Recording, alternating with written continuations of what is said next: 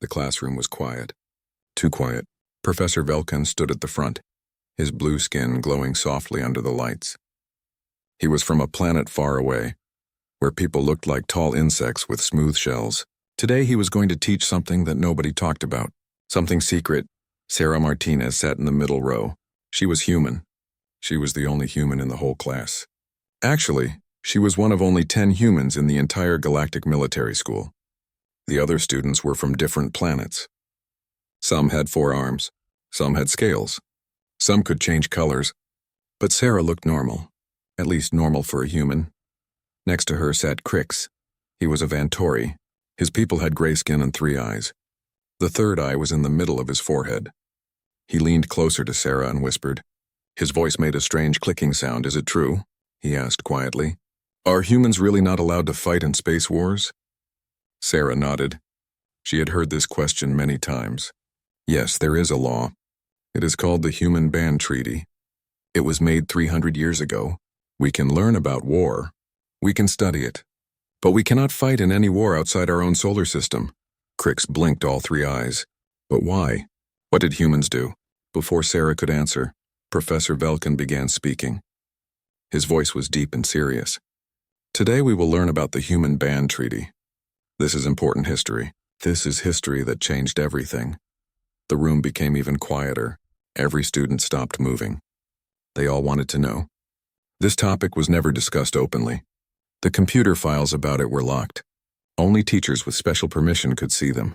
Professor Velkin touched a button. A big screen behind him lit up. It showed a picture of space. Stars and planets, beautiful and calm. 300 years ago, the professor said, humans had just learned how to travel faster than light. They were new. They were young. They did not know much about the galaxy. They had small ships, weak weapons, no special technology. He touched the button again. A new picture appeared. It showed ugly, dark ships. They looked dangerous. At that time there was a war. The Zarkonian Empire was attacking peaceful planets. They were taking colonies, killing people. The Galactic Council tried to stop them. But the Zarkonian ships were strong. Their weapons were powerful. The Council was losing. Sarah felt eyes turning toward her. She kept looking straight ahead. She knew what was coming. She had read about this in secret files her grandfather had given her. The Council was desperate, Professor Velkin continued. They needed help. They knew about Earth, they knew humans had armies, but humans had never fought in space before. Their ships were old. Their weapons were simple. By all logic, humans would be useless in this war. The professor paused. He looked at Sarah for a moment. Then he looked back at the class. But the Council was losing badly. They had no choice. They contacted Earth. They asked for help. Do you know what Earth said? Nobody answered. The professor smiled. It was not a happy smile. Earth said yes. They said yes immediately. They did not ask for money. They did not ask for technology. They did not ask for anything. They just said they would help. And then they sent soldiers. The screen changed again. Now it showed a man in a green uniform. He had short gray hair and hard eyes. His face looked tired but strong. This is Colonel Henry Blake, the professor said. He was the commander of the first human military unit sent to help the Council. He brought 500 soldiers. Just 500. The Council thought this was a joke. What could 500 humans do against an entire empire? Crix whispered again. 500? That is nothing. The Zarkonian Empire had millions of soldiers. Sarah said nothing. She just waited. The Council gave Colonel Blake his mission, Professor Velkin explained. There was a Zarkonian base on a moon. The base was important. It controlled supply lines for 3 star systems. The Council had tried to attack it twice before. Both times they failed. Hundreds of soldiers died. The base was too strong. The screen showed a map. Red dots showed the enemy base. Blue lines showed where the Council forces had attacked. The Council told Colonel Blake to wait, the professor said. They told him to study the base for 3 months. Then they would send more ships, more weapons. Together they would plan a big attack. Professor Velkin paused again. He looked around the room. Every student was watching him carefully. Colonel Blake studied the base for 2 hours, the professor said slowly. Then he attacked. A student from the back row spoke up. Her name was Tala. She had purple skin and wings. 2 hours? But you said the Council wanted him to wait 3 months. Yes, the professor said. Colonel Blake did not wait. The council commander was angry. He told Blake it was suicide. He said 500 soldiers could not win against a base with 5,000 enemies. He said Blake was going to get everyone killed. What did Blake say? Another student asked. Professor Velkin touched the screen. Words appeared. Sarah could see them clearly. She had read these words before. They were famous words among humans. The words said, "We did not come here to wait. We came here to win." The classroom was silent. Colonel Blake divided his soldiers into 3 groups. The professor continued. The first group had 100 soldiers. They were led by Captain Lisa Chen. Their job was to get inside the base from the back door, a door that the Zarkonians thought was secret. The second group had 150 soldiers. They were led by Lieutenant Marcus Webb. Their job was to attack from the front, to make noise, to make the enemy think that was the main attack. The third group had 250 soldiers. Colonel Blake led them himself. They went around the side. They climbed a mountain in the dark. It took them 6 hours. They did not use machines. They did not use flying equipment. They just climbed. With their hands and feet, Tala raised her wing. Why did they not fly? We have flying suits. Every army has flying suits. Humans did not have flying suits, Sarah said quietly. Everyone looked at her. We had basic equipment. Simple guns, simple armor, nothing special. We had to do everything the hard way. Professor Velkin nodded. Correct. Humans had primitive technology, but they had something else. Something that nobody expected. He looked at the class. They had patience. They had discipline. And they had a plan. The screen showed the attack. It was a recording from that night. Sarah watched even though she had seen it before. It still gave her chills. At exactly midnight, all 3 groups attacked at the same time, the professor said. Captain Chen's group went through the back door. They moved silently. The Zarkonians did not hear them. They reached the power generator and placed bombs. Lieutenant Webb's group attacked the front gate. They made a lot of noise. They shot their guns. They yelled. The Zarkonians thought this was the main attack. They sent most of their soldiers to the front gate. And Colonel Blake's group came down from the mountain. They attacked from above. The Zarkonians were not ready. They were all looking at the front gate. Blake's soldiers reached the command center in 15 minutes. The recording showed explosions, fire, confusion. The Zarkonian base was falling apart. The entire battle lasted 20 minutes. Professor Velkin said, 20 minutes. The Zarkonian base was destroyed. 5,000 enemy soldiers were captured. And the human losses? 3 wounded. 0 dead. The classroom exploded with noise. Students were talking, asking questions, not believing what they heard. Professor Velkin raised his hand. The class became quiet again. The council commander asked Colonel Blake how this was possible. The professor said, "How did 500 humans defeat 5,000 Zarkonians?" Blake's answer was simple. New words appeared on the screen. Sarah felt proud and scared at the same time. The word said, "We fight like we are already losing. That is how we win." Crix turned to Sarah. All 3 of his eyes were wide. What does that mean? Sarah took a breath. It means we never think we are safe. We never think winning is easy. We always plan for the worst. We always expect problems. So when problems come, we are ready. Professor Velkin looked at Sarah. He nodded slowly. That is correct. And that, students, was only the beginning. This was just the first battle. Wait until you hear what happened next. The bell rang. Class was over. But nobody moved. Everyone wanted to hear more. Tomorrow, the professor said. Tomorrow I will tell you about the other battles. And then you will understand why humans are banned from Galactic War. As Sarah walked out of the classroom, other students stared at her. Some looked scared. Some looked amazed. Crix walked beside her. Sarah, he said quietly, are all humans like Colonel Blake? Sarah thought about her grandfather. He had been a soldier too. She thought about human history. All the wars. All the battles. All the times humans fought when they should have lost but somehow won. Yes, she said finally, when we need to be. That is the problem. The next day, the classroom was full. Every seat was taken. Students who normally skipped class were there.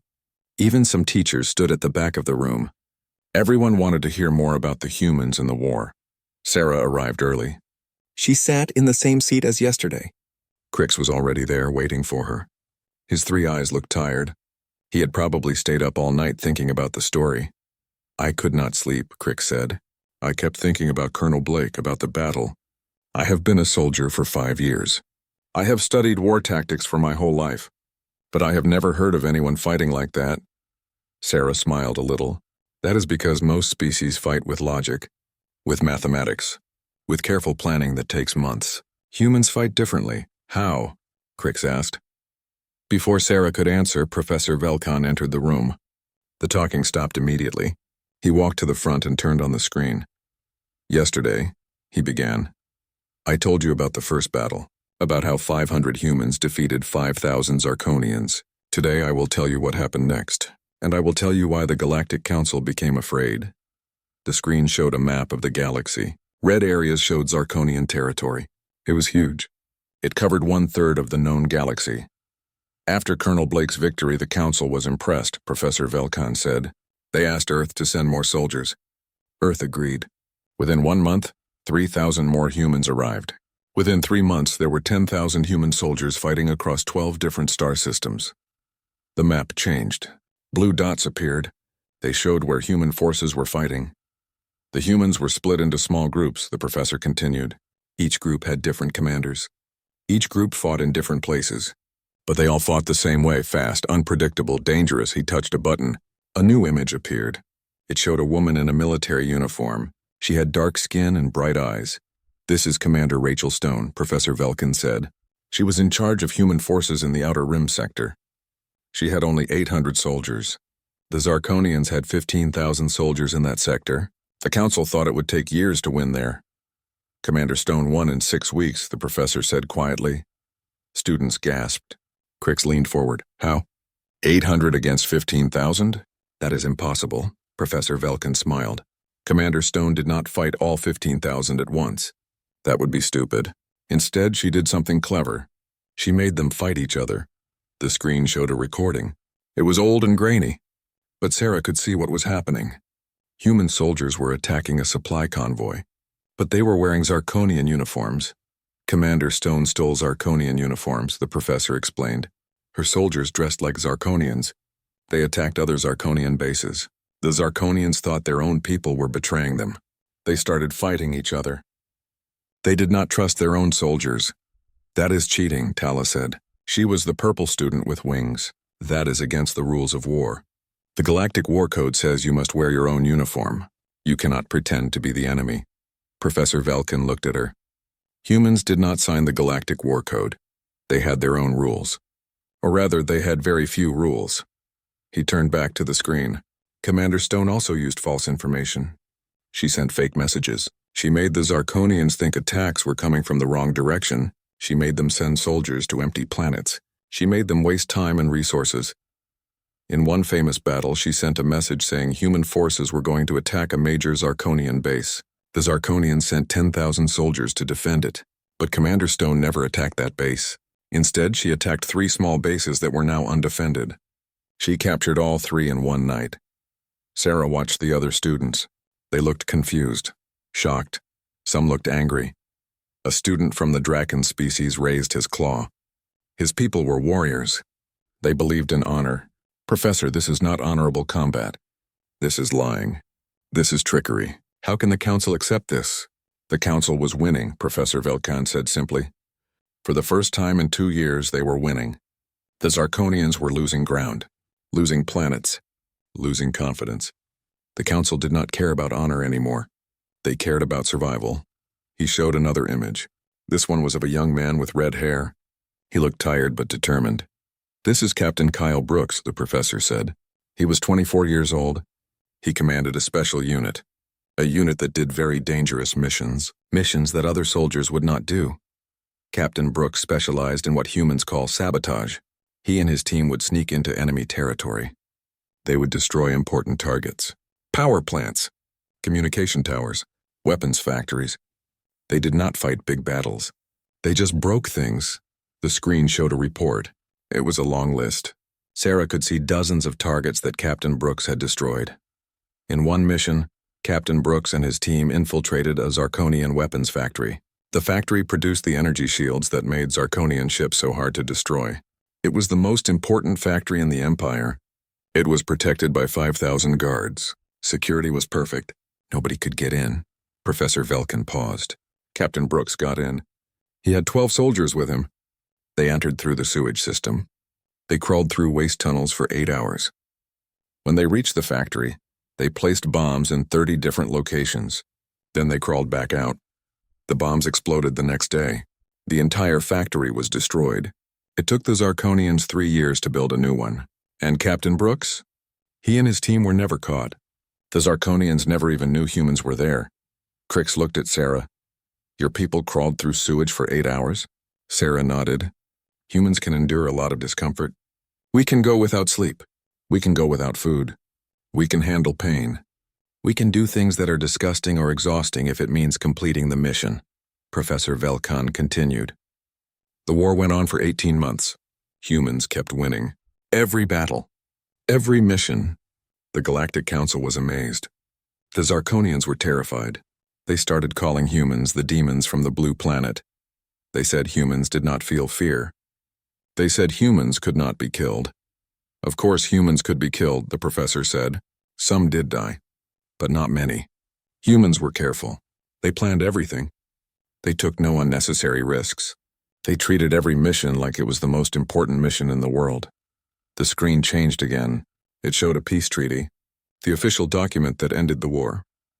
After 18 months, the Zarkonian Empire surrendered, Professor Velkan said. They had lost too many battles, too many soldiers, too much territory. They asked for peace. The war that everyone thought would last 10 years ended in less than 2 years. Because of humans, the classroom was silent. Every student was thinking about what they had heard. The Galactic Council was grateful, the professor continued. They gave humans many rewards, technology, trade agreements, a seat on the council. Humans became heroes. Everyone loved them. Everyone wanted to be their friend. He paused. His face became serious. But then someone asked a question. A dangerous question. A question that changed everything. The screen went dark. Only text remained. Sarah read it. She knew these words too. The text said, "What if humans used these tactics against us?" Professor Velkan let the words hang in the air. Think about it, he said. Humans won the war with primitive technology. Old ships. Simple weapons. No shields. No advanced computers. They won because they were clever. Because they were unpredictable. Because they did not follow the rules.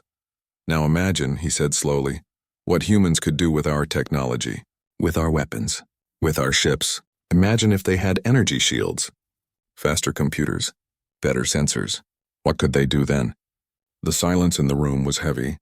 Sarah could feel everyone thinking, calculating, realizing. The council became afraid, Professor Velkan said. They realized they had helped create something dangerous. They had given humans access to the galaxy. They had shown humans how to fight in space. And humans had proven they were very, very good at it. He looked around the room. So the council made a decision. A secret decision. They would study humans. They would learn everything about them. And then they would decide what to do. The bell rang. Class was over. But again, nobody moved. Tomorrow, Professor Velkan said, I will tell you about the study, about what the council discovered, about why they became so afraid that they created the Human Ban Treaty. You will learn what makes humans truly dangerous, and it is not what you think. As students left, Sarah felt their stares again. But this time, the stares were different. They were not just curious. They were worried, afraid. Crix walked with her again. He was quiet for a long time. Finally, he spoke. Sarah, are humans really that dangerous? Sarah stopped walking. She looked at her friend. Crix, humans spent 10,000 years fighting each other. We had wars on every continent, in every age. We learned how to kill each other in a million different ways. Then we learned how to stop killing each other. But the knowledge is still there. The ability is still there. So yes, she said quietly, we are that dangerous. That is why I am here. To prove we do not have to be. On the third day, the classroom was packed beyond capacity. Students sat on the floor. They stood against the walls. Some watched from the doorway. Word had spread across the entire school. Everyone wanted to hear about the study, about what the council discovered. Sarah sat in her usual spot. But today she felt uncomfortable. Everyone was looking at her more than before. Not with curiosity, with something else, something that felt like fear mixed with suspicion. Professor Velkan entered. The room went silent immediately. He did not smile today. He looked serious, almost sad. Today, he began, I will tell you things that are not in any public database. These facts are classified. Only teachers and high-level council members know these details. But you are advanced students. You need to understand history, real history, not the cleaned-up version. The screen behind him lit up. It showed an official document. The title read, Analysis of Human Combat Psychology and Capabilities. After the war ended, the Galactic Council created a special team, Professor Velkan said. This team had scientists from 20 different species, psychologists, military experts, historians. Their job was simple: study humans, understand them, figure out what makes them so effective in combat. He touched the screen. New information appeared. Charts, graphs, data. The team spent 2 years studying. The professor continued. They examined human biology, human history, human culture. They interviewed human soldiers. They watched recordings of every battle. They analyzed everything. What they discovered shocked them, terrified them, changed how the council saw humans forever. Crix raised a tentacle. What did they find? Professor Velkan looked at Sarah for a moment. Then he spoke. They found that humans are endurance predators. Do you know what that means? Most students shook their heads. On Earth, there are animals that hunt by being faster than their prey. The professor explained. They chase, they catch, they kill quickly. But humans evolved differently. Humans hunted by being slower, but never stopping. They would chase an animal for hours, days. The animal would run, stop to rest, run again. But the human would keep following, never stopping, until the animal was too tired to run anymore. Then the human would kill it. He let that sink in. Humans can run for incredible distances. They can go without sleep longer than most species. They can endure pain that would make other species give up. This is not just physical, this is mental. Humans have a psychological ability to keep going when everything says they should stop. The screen showed a comparison chart. Human endurance versus other galactic species. Humans were at the top. But that was just the first discovery, Professor Velkan said. The team found something else, something more important. Humans are extremely adaptable. Most species have instincts, he explained, fixed behaviors. When a Xanthari faces danger, they assess logically. When a Dracon faces danger, they charge with honor. When a Vantori faces danger, they seek group consensus. These are predictable patterns. Humans have no fixed pattern. A human can be brave one moment and cautious the next. They can fight with honor or fight with deception. They can work alone or in groups. They change their behavior based on the situation. This makes them impossible to predict. Tala spoke up. But we can adapt too. All intelligent species can adapt. Not like humans, Professor Velkan said. When you adapt, you analyze, you think, you plan. This takes time. Humans adapt instinctively. In the middle of battle, a human commander can change the entire plan in seconds. They call it improvisation. They are naturally good at it because they evolved on a planet where everything was trying to kill them. He showed a video. It was from a battle. Sarah recognized it. It was from the war. Watch this, the professor said. This is a human squad in combat. Their original plan failed in the first 30 seconds. Watch what they do. The video showed human soldiers attacking an enemy position. Something went wrong. An explosion. Soldiers scattered. For a moment it looked like chaos. But then they regrouped. Without talking, without orders. They just moved together, found new positions, changed their tactics, continued the attack. They won that battle, the professor said, even though their plan failed, because they adapted, instantly, naturally. He paused. But even these discoveries were not the most frightening. The team found something deeper, something in human psychology that explains everything. The screen changed. Now it showed brain scans, chemical analyses. Psychological profiles. Most intelligent species have what we call the survival override, Professor Velkan said. When facing certain death, the brain forces retreat. This is logical. This is smart. Why die in a battle you cannot win? Humans have this override too, he continued. But they have something else. Something that can override the override. The team struggled to name it. They eventually called it determination. But that word is too simple, too clean. He looked directly at Sarah. Explain it to them. You are human. You understand it better than I can explain it. Sarah felt every eye in the room turn to her. She took a slow breath. Humans have a saying, she began. If I am going down, I am taking you with me. That is what the professor means. When a human knows they are going to lose, when they know they might die, they do not just give up. They decide to make it as painful as possible for the enemy. It is not logical, she continued. It is emotional. It is pride. It is anger. It is spite. We cannot help it. It is built into us. When you hurt us, we want to hurt you back, even if it costs us everything. The room was silent. Students looked disturbed. Professor Velkan nodded. The team documented this. They found hundreds of examples from human history. Battles where humans were completely outnumbered but refused to surrender. They fought until everyone was dead. Not because they thought they could win, but because they refused to lose easily. They found stories of human soldiers holding positions against impossible odds, of humans fighting even when wounded, of humans using their last breath to kill one more enemy. This is not rare among humans. This is common. This is normal. He showed more examples. Historical records. Battle reports. Sarah knew many of these stories. They were taught in human schools as examples of bravery and sacrifice.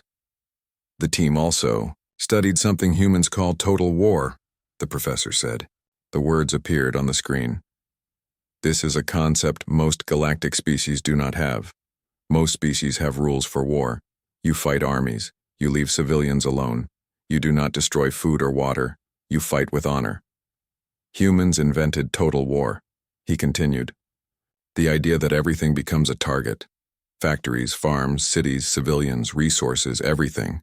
The goal is not just to defeat the enemy army. The goal is to destroy the enemy's ability to fight, to make them unable to continue the war even if they want to. Crix looked horrified. But that is barbaric. That is not war. That is destruction for the sake of destruction. No, Sarah said quietly. It is war for the sake of survival. Humans learned that if you do not win completely, the enemy comes back.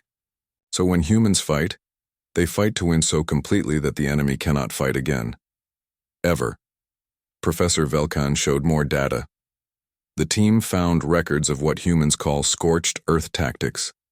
When humans know they are going to lose territory, to an enemy they destroy everything before they leave. They burn fields, they poison wells.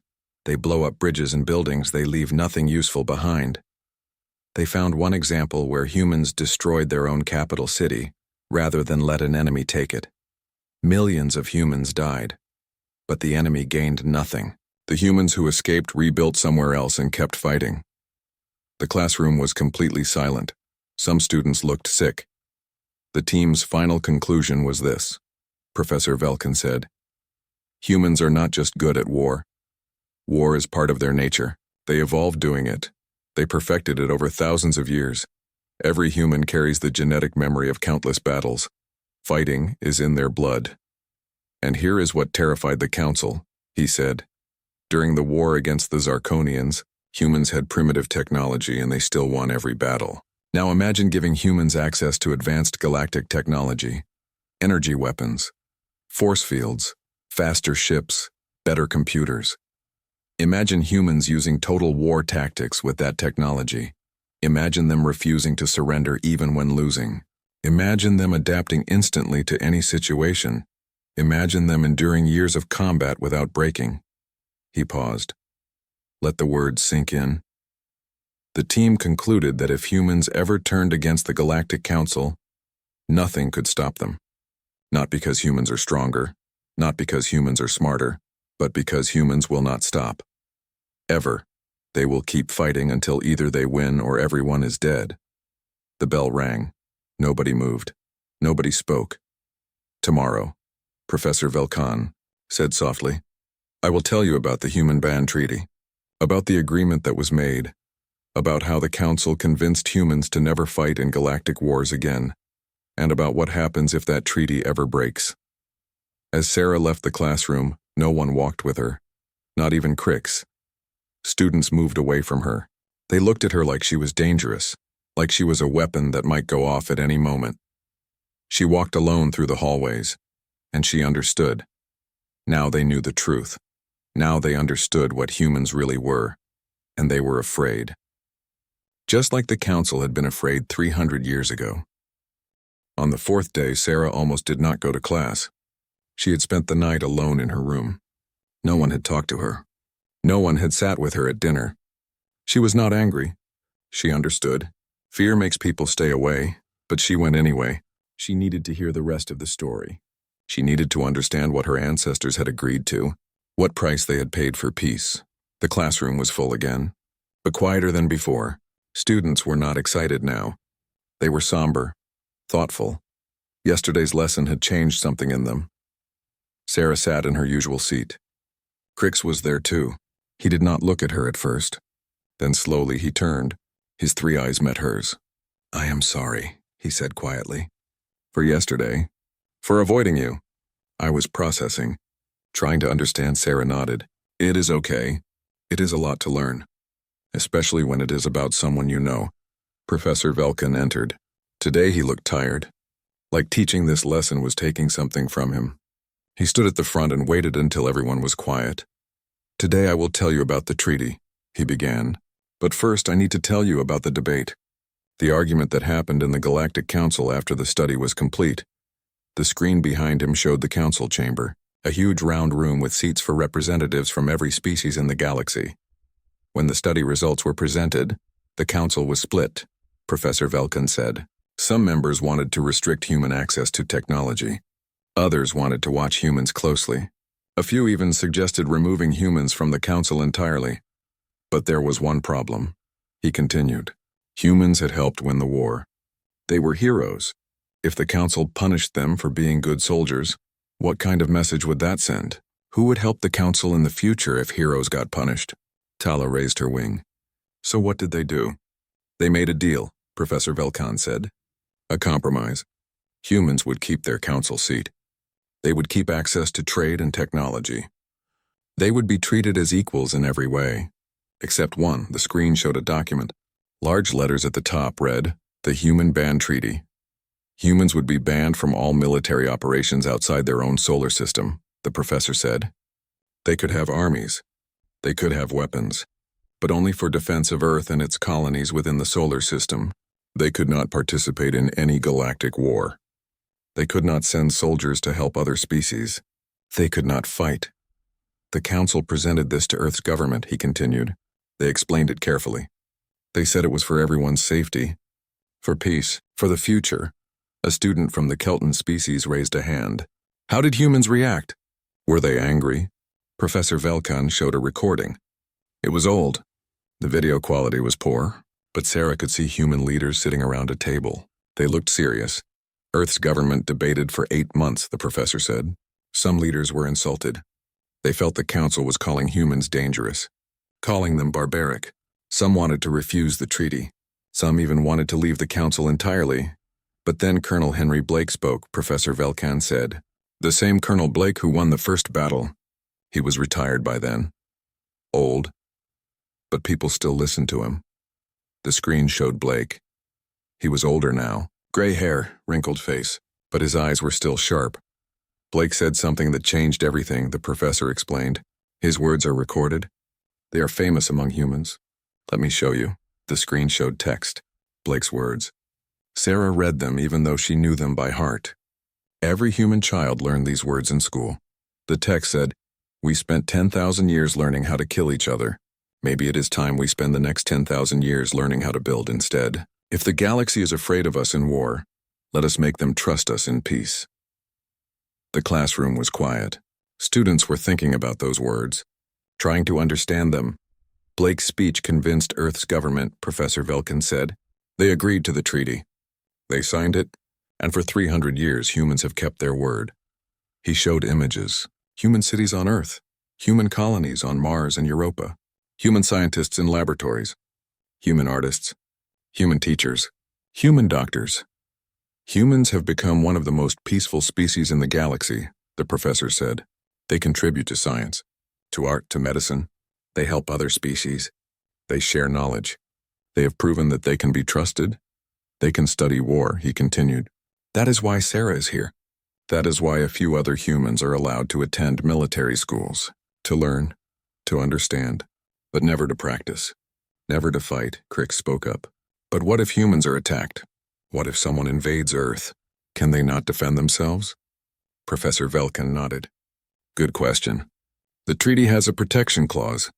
If Earth or human colonies are attacked, the Galactic Council must defend them. The Council sends forces. The Council protects humans. In return, humans do not need their own military for galactic conflicts. Has that ever happened? Another student asked. Once, the professor said. 70 years ago. Pirates attacked a human mining colony. The Council sent ships immediately. The pirates were stopped before they could do serious damage. The system worked. Tala raised her wing again. But Professor, what if the Council cannot help? What if the threat is too big? What if humans need to fight? The professor's face became very serious. That is the dangerous part of the treaty. The part that keeps Council leaders awake at night. He showed the treaty document again, highlighted a specific section. Article 17, he said. The escape clause. If Earth or human colonies face an existential threat, a threat that could destroy the human species, and if the Galactic Council cannot or will not provide adequate defense, then humans are released from the treaty. They can defend themselves. With any means necessary. The room was silent. Everyone understood what that meant. If that clause is ever activated, Professor Velkin said slowly, then humans can build warships again. They can train soldiers for space combat again. They can use all the technology they have learned in the past 300 years. They can fight. And if that happens, he continued, they will not be the same humans who fought the Zarkonians. Those humans had primitive technology and still won every battle. Modern humans have access to energy weapons, quantum computers, force field generators, faster than light drives, everything the galaxy can build. He paused. Imagine those humans from 300 years ago, the ones who crawled through sewage for 8 hours, the ones who climbed mountains in the dark, the ones who refused to surrender even when surrounded, the ones who used total war tactics. Now give them modern technology. That is what the galaxy fears, Professor Velkin said. That is why the Council works so hard to protect Earth. Not just because humans are our friends, but because we never want humans to feel threatened enough to break the treaty. A Dracon student stood up. His scales were dark red, a sign of agitation. Professor, you make it sound like humans are monsters waiting to be unleashed. But they have been peaceful for 300 years. Maybe they have changed. Maybe they are not dangerous anymore. Professor Velkin looked at Sarah. What do you think? Have humans changed? Sarah stood up slowly. Everyone looked at her. She felt the weight of their stares.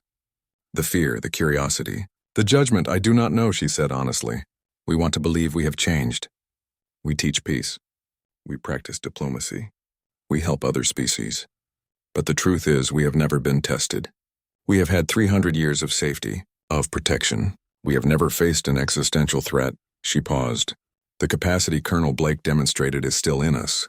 It is in our genes, in our history, in our culture. We just hope we never need to use it again. But if we did, the Draken student pressed. If humans had to fight again? Sarah met his eyes. Then I think the galaxy would remember why the treaty exists. And I think everyone would wish it had never been broken. The bell rang. But this time, students did not rush to leave. They sat, thinking, processing. Professor Velkin spoke one more time. Tomorrow is our last class on this topic. I will tell you about what the galaxy does to make sure the treaty never breaks, about the systems in place, about why this peace has lasted 300 years, and about what it means for the future. As Sarah left the classroom, something had changed. Students did not avoid her this time. They looked at her differently. not with fear alone. With something else. Respect, maybe, or caution, or understanding that she was trying to prove her species could be trusted. Crix walked beside her again. "Sarah," he said, "thank you for being honest. For not pretending humans are harmless." Sarah smiled sadly. "We are not harmless, but we are trying to be helpful instead. That is all we can do." On the 5th day, Sarah arrived at class to find something unexpected. On every desk was a small blue flower. It was a Xanthari tradition, a sign of respect and understanding. She picked up the flower from her desk and looked around. Students were watching her. Not with fear, with something gentler. Crix smiled with all 3 eyes. "We talked last night, all of us. We decided that fear was not fair. You did not choose to be human. You did not choose your history. You are here to learn, to prove your people can be trusted. That deserves respect." Sarah felt something warm in her chest, gratitude, relief. She held the flower carefully. "Thank you," she said quietly. Professor Velkin entered. He saw the flowers and paused. Then he nodded approvingly. "I see you have all been thinking. Good. Today's lesson will be easier with open minds." He stood at the front and activated the screen. "Today I will tell you how the galaxy maintains the peace, how we ensure the treaty stays strong, how we protect everyone, including humans, from the possibility of another war." The screen showed a complex diagram, networks, connections, systems. The Galactic Council created something called the Human Protection Initiative, Professor Velkan said. "It has 3 parts, 3 layers of security designed to make sure humans never feel threatened enough to break the treaty." He pointed to the first layer. "First, diplomatic priority. Any dispute involving humans or human interests goes to the Council immediately. It gets handled before it becomes serious. Human colonies get regular visits from Council representatives. Human concerns are addressed quickly. The goal is to make humans feel heard and protected. Second," he continued, pointing to the next layer, "military readiness. The Council maintains a special fleet. It is called the Earth Defense Force, 500 ships, always on alert, always ready to defend human space within hours. This force is bigger than most species have for their own defense, because the Council knows that protecting humans is protecting everyone." A student raised a tentacle. "That seems like a lot of resources just for one species." "It is cheaper than the alternative," Professor Velkan said bluntly. "Much cheaper. Think about it. Would you rather spend resources protecting humans or spend resources fighting humans? The choice is obvious." He pointed to the 3rd layer. Finally, economic integration. Human businesses trade with every species in the galaxy. Human scientists work in every field. Human artists share their work everywhere. Humans are woven into the fabric of galactic society. This gives everyone an incentive to protect them. If humans are threatened, everyone loses something. The screen showed statistics, trade volumes, scientific collaborations, cultural exchanges. The numbers were huge. "But there is a 4th layer," Professor Velkan said. "Unofficial, unspoken, but perhaps the most important." He paused. "Deterrence through memory. Everyone in the galaxy knows about the war 300 years ago. Everyone knows what humans can do. This knowledge keeps potential threats away from human space. Pirates avoid human colonies. Aggressive species think twice before bothering humans. The reputation alone provides protection." Crix spoke up. "So the treaty works because of fear?" "Not just fear," the professor said. "Respect, understanding. Everyone knows that humans are peaceful by choice, not by weakness. That makes people want to keep them peaceful. Nobody wants to be the one who forces humans to fight again." He showed a new image. It was a memorial, a monument on a planet Sarah recognized. "This is the Zarkonian Empire Memorial," Professor Velkin said. "Built 50 years after the war. It honors all who died in that conflict, human and Zarkonian alike. The Zarkonians built it themselves. The Zarkonians are now allies with humans," he continued. "They trade together. They work together. Because the Zarkonians learned something important. Humans are terrifying enemies but loyal friends. Once the war ended, humans held no grudges. They offered help. They shared technology. They forgave." Sarah had not known this. She felt proud and sad at the same time. "This is another reason the treaty works," Professor Velkan said. "Humans have proven they can be merciful. They have proven they want peace. This makes the galaxy trust them more. It makes everyone want to maintain good relations." Tala raised her wing. "Professor, has anyone ever tried to break the treaty?" Has anyone tried to make humans fight again? The professor's face became grim. Once, 60 years ago, a species called the Vexil attempted to frame humans for an attack on their colonies. They thought if humans looked guilty, other species would turn against them. They thought they could start a war where humans would be forced to defend themselves. What happened? Multiple students asked at once. The council discovered the deception within days, Professor Velkin said. Every species in the galaxy was watching for exactly this kind of threat. The Vexil were caught. They were expelled from the council. Their leaders were arrested. The response was swift and severe. The message was clear. Nobody threatens humans. Nobody risks breaking the treaty. He let that sink in. Since then, there have been no attempts. Everyone learned. The treaty protects humans, yes, but it also protects the rest of the galaxy from what humans could become if threatened. The screen showed a timeline. 300 years of peace. Treaties signed. Alliances formed. Conflicts resolved peacefully. This peace is not automatic, Professor Velkin said. It requires work. Constant vigilance. The council meets weekly to discuss human affairs, to make sure no threats are developing, to ensure humans feel safe and included. And humans do their part, he continued. They follow the treaty strictly. They do not build military ships. They do not train soldiers for space combat. They report any concerns immediately. They have been model citizens of the galactic community. A Kelton student raised a hand. Professor, what about students like Sarah? She is learning military tactics. Is that not a violation? Professor Velkin shook his head. The treaty allows humans to study warfare, to learn theory, to understand tactics. This is actually encouraged. It helps humans contribute to defensive planning. It shows trust. And it reminds the galaxy that humans are choosing peace, not being forced into it. He looked at Sarah. Students like Sarah are proof that humans want to be part of the galactic community. They learn our ways. They understand our concerns. They become bridges between their species and ours. Sarah felt the weight of those words. She was not just a student. She was a symbol. A reminder. A bridge. Let me tell you about the future, Professor Velkin said. There are proposals to modify the treaty. Not to remove it, but to update it. Some council members suggest allowing limited human participation in peacekeeping missions, under strict supervision, in non-combat roles. The debate is ongoing, he continued. Some say 300 years of peace is enough proof. Humans have changed. They can be trusted with more responsibility. Others say the risk is too great, that the treaty should never change. Both sides have valid arguments. Crix looked at Sarah. What do you think? Should humans be allowed to fight again? Sarah thought carefully before answering. I think humans should continue earning trust. Slowly, carefully. Maybe one day the treaty can be relaxed. But not yet. Not until everyone is comfortable. Not until there is no doubt. Professor Velkin nodded. A wise answer. And that is what most human leaders say too. They do not push. They do not demand. They wait. They prove themselves through actions, not words. The bell rang. Professor Velkin raised a hand. Wait. Before you leave, I want to say something important. Students stopped, listened. This week, you learned about human history, about human capabilities, about why the treaty exists. Some of you were scared. That is natural. But remember this. Humans are also the species that chose peace, that agreed to restrictions, that spent 300 years proving they could be trusted. Every species has the capacity for violence, he continued. Humans are just more honest about theirs. They do not hide their history. They teach it. They remember it. They learn from it. That makes them more trustworthy, not less.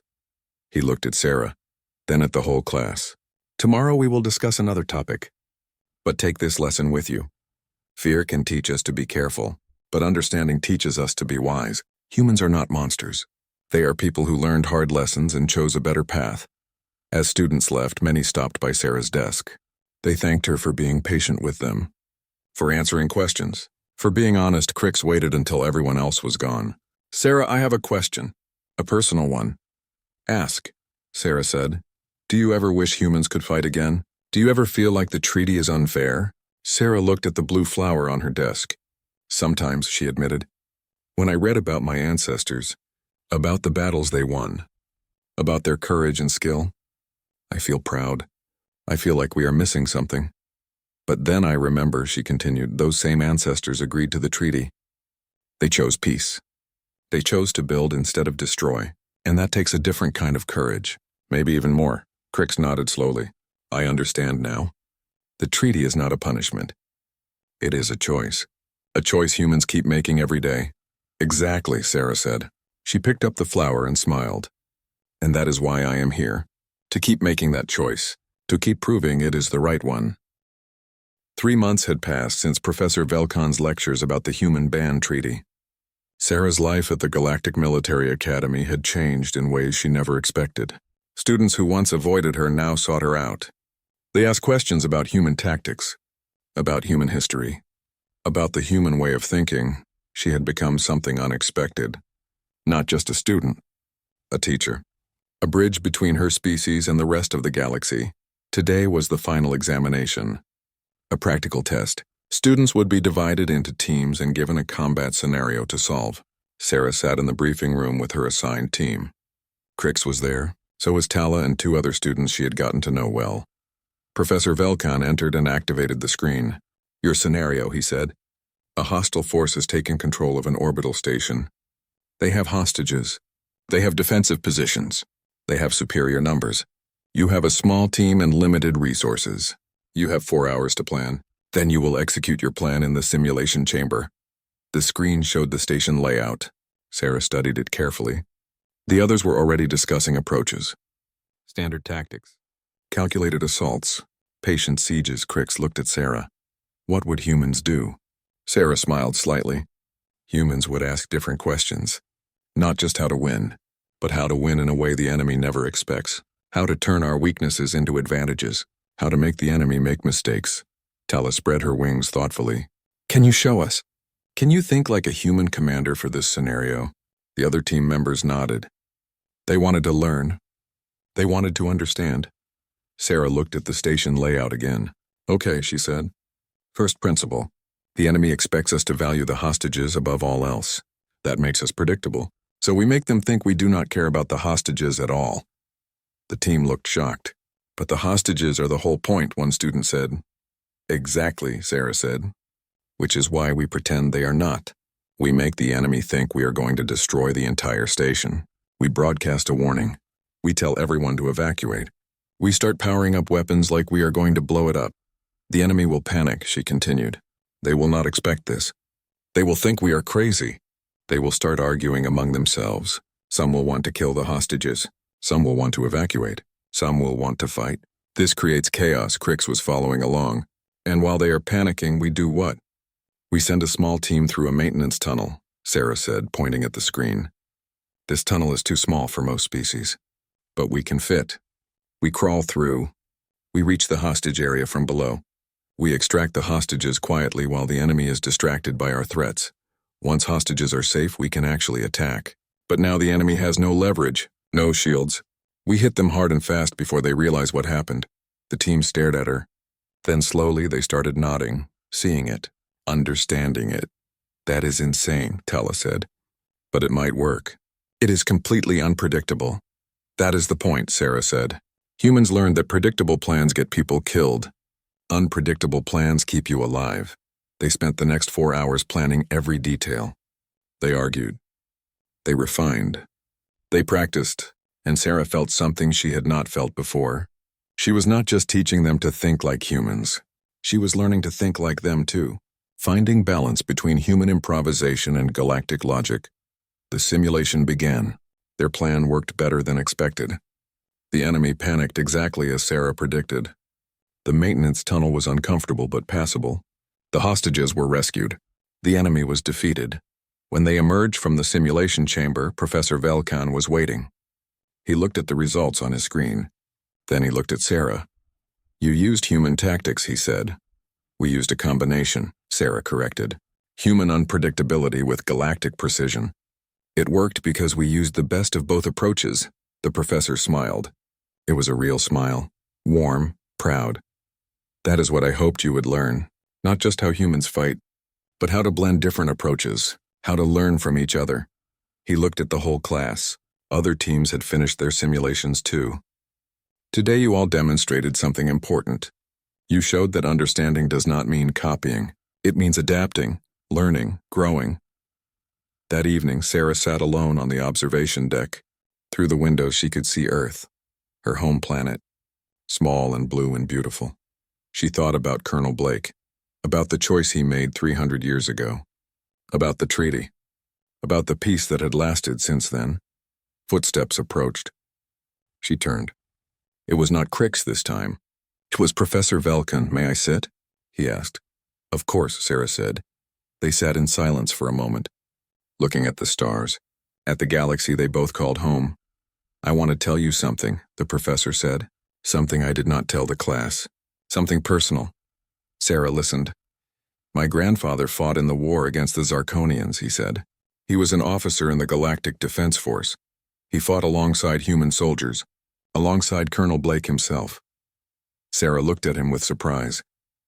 "My grandfather told me stories," the professor continued, "about the humans, about how they fought, about how they treated their enemies with respect after the war ended. He said humans were the most frightening and most honorable soldiers he ever met. When the treaty was proposed, my grandfather supported it," he said, "not because he feared humans, but because he respected them. He said that humans deserved a chance to be something other than warriors, that the galaxy owed them that chance." The professor looked at Sarah. "That is why I teach this history, not to make students afraid of humans, but to help them understand, to help them appreciate what humans sacrificed, what humans chose." Sarah felt tears in her eyes. She had not expected this. "Thank you," she said, "for telling me, for teaching them, for helping them understand." "You helped too," Professor Velkin said, "by being here, by being honest, by showing them that humans are not monsters, just people with a complicated history who are trying to do better." They sat together for a while longer, watching Earth, thinking about the past and the future. Finally, the professor stood. "I have been teaching for 40 years, he said. "I have had thousands of students, but I think this class, this group, will be special because they learned not just tactics and strategy. They learned understanding, and that is the most important lesson of all." After he left, Sarah stayed on the observation deck. She thought about her journey, about coming to this school, about being afraid that others would hate her for being human. Instead, she had found something different. Friendship, respect, understanding. She had found people willing to learn, willing to look past fear and see truth. The door opened again. This time it was Crix and Tala and other students from her class. They came and sat with her, looking at Earth together. "We wanted to ask you something," Crix said. "We have been talking, planning. Next semester we want to form a study group, to learn more about different species' approaches to conflict resolution, different histories, different perspectives.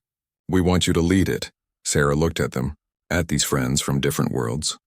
"Different species, all willing to learn from each other. I would be honored," she said.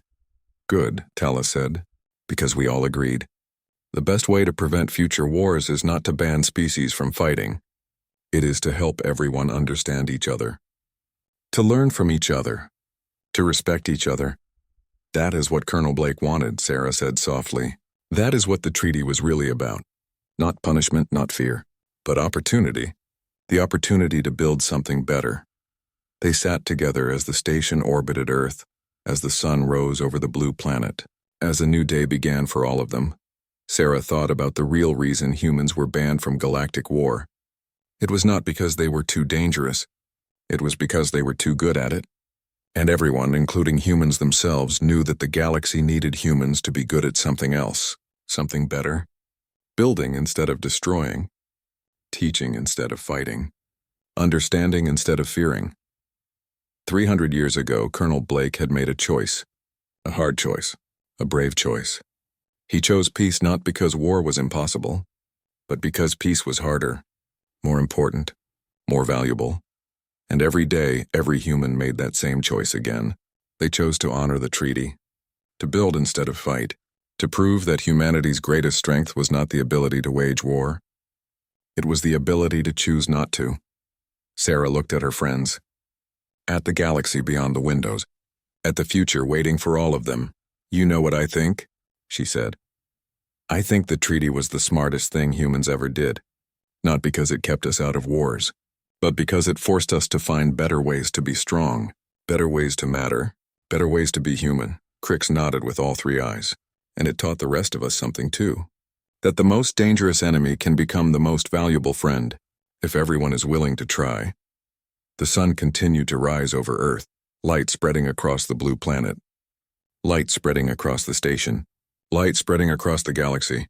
And in that light, Sarah saw the future. A future where the treaty might one day be changed. Where humans might be trusted with more, but only because they had proven themselves in peace, not war. Only because they had shown that choosing not to fight was the bravest choice of all. The real reason humans were banned